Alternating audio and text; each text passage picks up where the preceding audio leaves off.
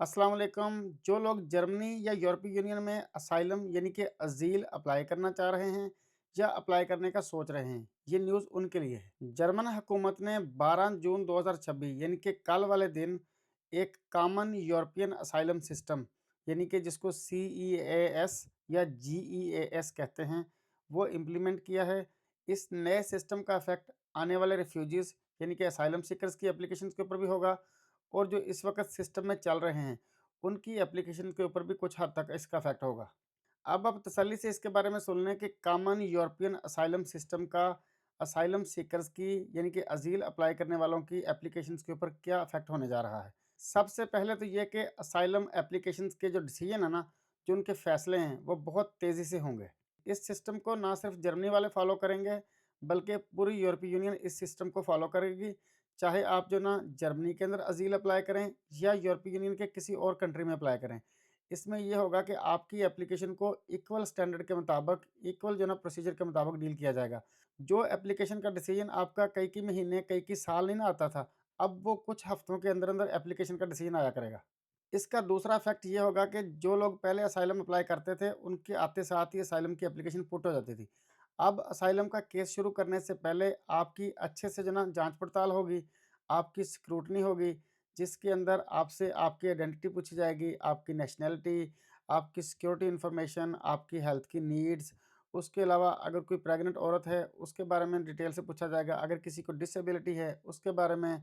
अगर किसी को ट्रॉमा है या किसी के पास जो ना कोई छोटे बच्चे हैं, उनके बारे में डिटेल से पूछा जाएगा। ये इन्फॉर्मेशन कलेक्ट करने के बाद, ये स्क्रीनिंग करने के बाद जाके आपकी असाइलम की एप्लीकेशन पुट होगी। इसके बाद बहुत सारी असाइलम एप्लीकेशन का जो डिसीजन है ना, वो यूरोपीय यूनियन के बॉर्डर के ऊपर ही हुआ करेगा। यानी कि या तो एयरपोर्ट के ऊपर जहाँ पे वो लैंड किए, या फिर जिस बॉर्डर से उस कंट्री में एंटर हुए, उस बॉर्डर के साथ ही जो कैंप लगा हुआ है, उसी कैंप में रखते हुए 8 से 12 हफ्ते के दौरान ही उनका डिसीजन वहाँ पे ही कर दिया जाएगा। इससे ये होगा कि जिस एप्लीकेशन में जानना ना हुई, उस एप्लीकेशन को वहाँ पे ही रिजेक्ट कर दिया जाएगा। इसके बाद ये कि अगर आपने यूरोपीय यूनियन के किसी और कंट्री में असाइलम अप्लाई किया हुआ पहले ही, और या फिर जो है ना आपको किसी और कंट्री से प्रोटेक्शन मिल चुकी है और उसके बाद आप जो ना वहाँ से निकल के जर्मनी आ गए हैं, तो जर्मनी वाले जनाब आपको उसी कंट्री में वापस भेज देंगे जिस कंट्री से आप जर्मनी में दोबारा आके जहाँ पे असाइलम अप्लाई कर रहे हैं। और इस चीज़ के हल के लिए जर्मनी वाले स्पेशल रिसेप्शन सेंटर बनाने का सोच रहे हैं, जिसमें ये होगा कि जब तक आपकी रिस्पॉन्सिबिलिटी डिसाइड नहीं ना हो जाती कि आपके केस को यूरोपीय यूनियन के उस कंट्री ने लेके चलना है जहाँ से आप जर्मनी में एंटर हुए हैं, या फिर आपके केस को जर्मनी वालों ने लेके चलना है। जब तक ये चीज़ डिसाइड नहीं हो जाती, तब तक जो ना आपको उसी स्पेशल रिसेप्शन सेंटर में रखा जाएगा। इस नए सिस्टम के मुताबिक अब जो है ना यूरोपीय यूनियन का जो डेटाबेस है ना, जिसको यूरोडैक कहते हैं, जिसको यूरोपियन असाइलम डेक्टाइलोस्कोपी डेटाबेस कहते हैं, जिसके अंदर आपके सिर्फ फिंगरप्रिंट्स रखे जाते थे। आप जब यूरोपीय यूनियन के किसी भी कंट्री में एंटर होते थे, तो आपके फिंगरप्रिंट्स का प्रूफ इस यूरोडैक डेटाबेस में रख दिया जाता था। जब आप जो ना किसी दूसरे कंट्री में जाते थे, तो आपके फिंगरप्रिंट्स यहाँ से इसके साथ मैच कर लिए जाते थे।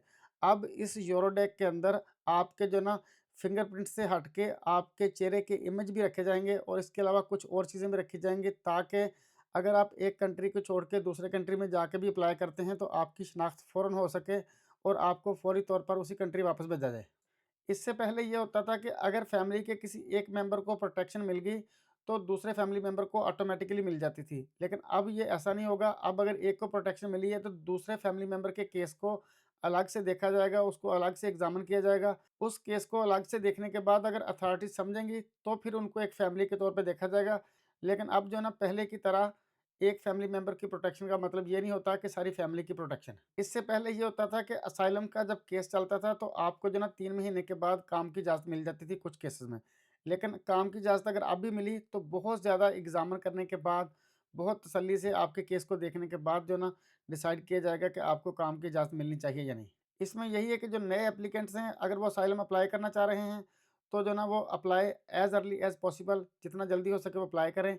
उसके बाद जो ना वो उनको कंप्लीट इन्फॉर्मेशन दें और सच पे मबनी और ऑनेस्टी पे मबनी जो ना इन्फॉर्मेशन दें। इसके बाद ये कि जब उनके केस का इंटरव्यू आने वाला हो, उससे पहले-पहले तमाम सबूत, तमाम जो ना डॉक्यूमेंट्स इकट्ठे कर लें, क्योंकि अगर आप जो ना इंटरव्यू के बाद डॉक्यूमेंट सबमिट करवाएँगे, उसकी इतनी वर्थ नहीं होगी। इंटरव्यू के टाइम पे आपको सारे प्रूफ, सारे डॉक्यूमेंट जो ना सबमिट करवाने होंगे। इसके अलावा ये कि अगर आपका कोई फैमिली मेंबर भी आपके साथ ट्रैवल करके आ रहा है, तो उसका भी अथॉरिटीज़ को फ़ौरी तौर पे बताएँ, ताकि उनके केस को भी जो है ना एक साथ देखा जाए, या जो है ना उनके केस का भी फ़ैसला आपके साथ ही हो। इस बात को भी आप ज़हन में रखें कि अगर आपको यूरोपीय यूनियन के किसी और कंट्री ने ऑलरेडी प्रोटेक्शन दे दी हुई है, तो अब जो है ना अगर आपने किसी और कंट्री में जाके अपना केस दोबारा खोला, मिसाल के तौर पे अगर आप जर्मनी में आके दोबारा खोलते हैं, तो आपके केस को बहुत क्लोज़ली और बहुत तसल्ली से और बहुत जो है ना करीब से देखा जाएगा, और मोस्ट लाइकली ये होगा कि आपको उसी यूरोपीय यूनियन के कंट्री में वापस जाना पड़ेगा जहाँ से आप जो है ना आए थे। जर्मन हुकूमत और यूरोपीय यूनियन के तमाम अदारे ये वाली जो रिफ़ॉर्म्स हैं, ये क्यों लेके आ रहे हैं? इसका पर्पज़ ये है कि तमाम असाइलम एप्लीकेशन को जो ना एक जैसा सलूक मिले, और तमाम यूरोपीय यूनियन के कंट्रीज़ जर्मनी समेत एप्लीकेशंस को एक ही प्रोसेस से गुज़ारें। इसके अलावा ये कि जो लोग एक कंट्री में अज़ील अप्लाई करने के बाद उसको छोड़ के दूसरे कंट्री में चले जाते थे और वहाँ पे जाके अज़ील अप्लाई कर लेते थे, या जो ना उसको भी छोड़ के अगले कंट्री में चले जाते थे, वहाँ पे जाके अज़ील अप्लाई कर लेते थे। जो बार-बार रिपीटेड एप्लीकेशंस होती थी मल्टीपल कंट्रीज़ के अंदर, उस चीज़ को कम किया जाएगा। इसके बाद ये कि तीसरा पर्पज़ ये होगा कि असाइलम एप्लीकेशन का जो प्रोसीजर है ना, उसको स्पीड अप और फ़ास्ट किया जाएगा। इसके बाद चौथा पर्पज़ ये है कि यूरोपीय यूनियन की किसी एक स्टेट के ऊपर बोझ ना हो कि सारी एप्लीकेशंस को वही कंट्री लेके चल रहा हो, बल्कि जब एक जैसा प्रोसीजर होगा, चाहे वो जर्मनी में अप्लाई करें, चाहे किसी और कंट्री में स्पेन, इटली, पुर्तगाल, फ्रांस में अप्लाई कर लें, तो सब कंट्रीज़ जो है ना एक ही प्रोसीजर से तमाम असाइलम एप्लीकेशन को गुज़ारें। इससे ये होगा कि जो असाइलम का लोड है ना, वो तमाम कंट्रीज़ के ऊपर बराबर आएगा। इसके अलावा इसका पाँचवाँ पर्पज़ ये है कि यूरोपीय यूनियन के जो बॉर्डर्स हैं ना, यूरोपीय यूनियन के तमाम कंट्रीज़ के जो बॉर्डर हैं, उनके ऊपर माइग्रेशन को अच्छे से इम्प्रूव किया जा सके, उसको जो है ना अच्छे से कंट्रोल किया जा सके। ये तो इस नए सिस्टम के जो ना इफ़ेक्ट हो गए। लेकिन अब दूसरी तरफ जो लीगल एक्सपर्ट्स हैं, या जो एडवोकेसी के ग्रुप्स हैं, वो ये सोच रहे हैं, उनको ये खदशात हैं कि अगर असाइलम के केसेज़ इतनी स्पीड से जो ना प्रोसेस होंगे, तो लोगों को जो ना लीगल असिस्टेंस का मौका ही नहीं मिलेगा, उनको जो है ना लॉयर तक पहुँचने की एक्सेस ही नहीं मिलेगी।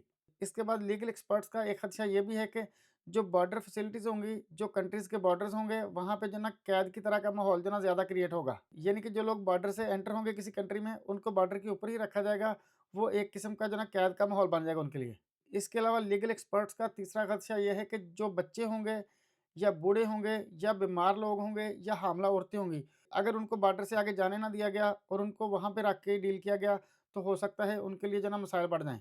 एनी हाउ, मैं आपको एक बार दोबारा फिर बता दूँ कि कोई भी बंदा जो जर्मनी या यूरोपीय यूनियन के किसी भी कंट्री के अंदर सियासी पनाह या रिफ्यूजी स्टेटस या असाइलम केस पुट करना चाह रहा है या सोच रहा है, वो इस चीज़ को ज़हन में रखे कि उसको जो ना ठीक-ठाक किस्म की जो ना बायोमेट्रिक स्क्रूटनी, उसके बाद डॉक्यूमेंटेशन और बहुत ज़्यादा चेक्स के अंदर से गुज़र के आना पड़ेगा, और उसको हर चीज़ सच्चाई पे मबनी और ऑनेस्टी पे मबनी देनी होगी, क्योंकि एंड पे जो ना सच्चाई का ही बोलबाला होता है, सच की ही जीत होती है, honesty is the best policy. मेरा ख़्याल है आप मेरी बात समझ गए होंगे। अपना और अपने प्यारों का बहुत सारा ख़्याल रखिए, और मुझे आप अपनी दुआओं में याद रखिए।